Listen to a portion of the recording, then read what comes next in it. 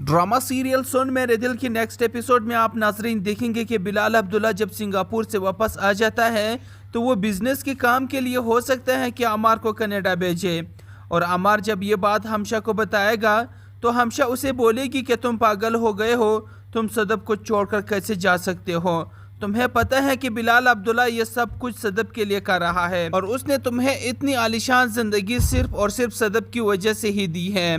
और अब तुम उसे छोड़कर बाहर के मुल्क जा रहे हो। लेकिन अमार तो शुरू से ही गोल्ड डिगर है और वो पैसे के लालच में कुछ भी करने को तैयार है, जिसकी वजह से अमार सदब को छोड़कर कनाडा चला जाता है और वहाँ जाकर अपने पुरानी दोस्त दानिया से रब्ता करता है।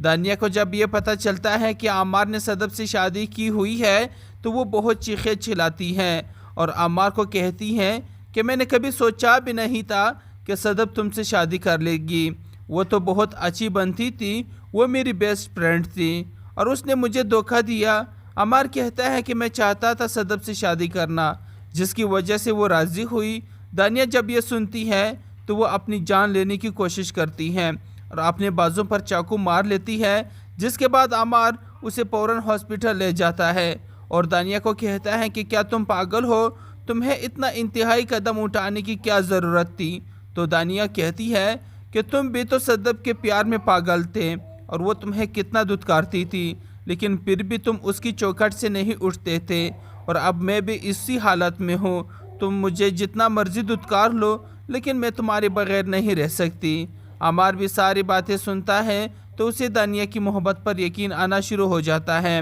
और सदब पर तो वो पहले ही शक कर रहा है कि जो कुछ भी उसके पास है वो सिर्फ़ और सिर्फ सदब की वजह से है। बिलाल अब्दुल्ला सदब की वजह से अमार पर इतनी मेहरबानियाँ कर रहा है। अमार और सदब के ताल्लुकात अब ठीक नहीं रहते